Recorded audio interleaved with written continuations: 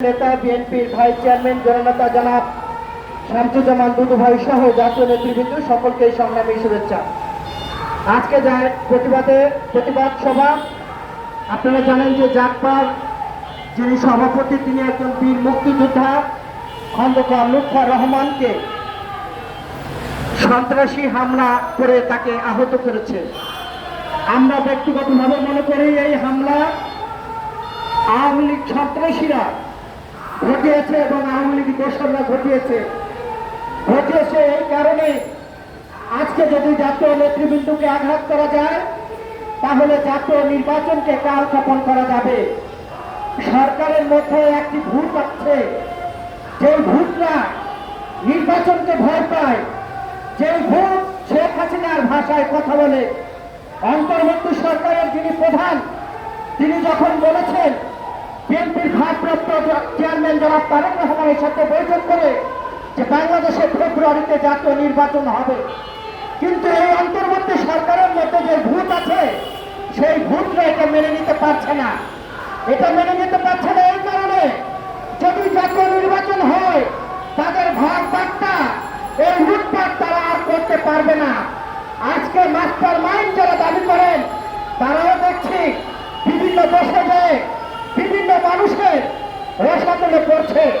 তাদেরকে বলবো রাজনীতি যদি করতে হয় তাহলে জনগণের সাথে করুন। আমরা গত কয়েকদিন আগে দেখলাম নেপালে কি ধরনের অবস্থা হয়েছে। নেপালের প্রধানমন্ত্রী মন্ত্রী সকলে পালিয়েছে, এমনকি সে দেশের জনগণ অর্থমন্ত্রীর স্ত্রীকে পুড়িয়ে মেরেছে। কিন্তু যারা ওখানে আন্দোলন করেছিলেন তারা কিন্তু ক্যাম্পাসে ফিরে গিয়েছে, বিশ্ববিদ্যালয়ে ফিরে গিয়েছে, পরের টেবিলে ফিরে গিয়েছে।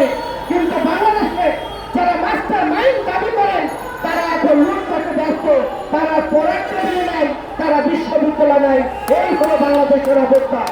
বাংলাদেশের এই জাতীয় নির্বাচন নিয়ে কিছু কিছু রাজনৈতিক দল যারা বিএনপির ছায়াতলে থেকে শেখ হাসিনা তাদেরকে কখনো কারাগারে এমনকি নির্যাতনের শিকার করা হয় নাই, শুধু বিএনপির ছায়াতলে থাকার কারণে। আজকে যারা এখন বিরোধিতা করেছিলেন তাদেরকেও বিএনপির ছায়াতলে থাকতে হয়েছিল। আজকে তারা পিয়ার পদ্ধতি সহ নানান রকম ফতোয়া দিচ্ছে বাংলাদেশের মানুষের কাছে, যেই ফতোয়া বাংলাদেশের মানুষ বিশ্বাস করে না। আজকে যারা বিএনপির ছায়াতলে ছিলেন তারা আজকে বুদ্ধিজীবীর ভাষায় কথা বলছেন, তারা বিএনপিকে খবর দিচ্ছেন, তারা বুদ্ধি দেওয়ার চেষ্টা করছেন।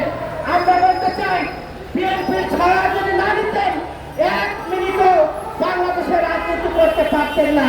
কাজে বিএনপি হলো গণমানুষের একটি রাজনৈতিক দল। এই গণমানুষের রাজনৈতিক দল, এই গণমানুষের বিরুদ্ধে যারা দাঁড়াবে ইনশাল্লাহ আগামী দিনে এই দেশের গণমানুষকে নিয়ে আমরা প্রতিহত করবো রাজনৈতিক ভাবে। এবং আগামী ফেব্রুয়ারিতে জাতীয় নির্বাচন হবে। কেউ যদি এই জাতীয় নির্বাচনকে বানচাল করার চেষ্টা করেন তাহলে আমরা জনগণকে দিয়ে যেভাবে 5 আগস্ট শেখ হাসিনাকে বিতাড়িত করেছি, ইনশাআল্লাহ আগামী দিনে জনগণকে সাথে নিয়ে যারা বিএনপি বা বিভিন্ন রকম তকমা দিচ্ছেন তাদেরকে আমরা প্রতিহত করবো রাজনীতিক ভাবে। সকলকে ধন্যবাদ জানিয়ে আমি আমার কথা শেষ করছি। দেখা হবে রাজপথে, কথা হবে জনগণে, হয় লাশ না হয় ইতিহাস। আল্লাহ হাফেজ।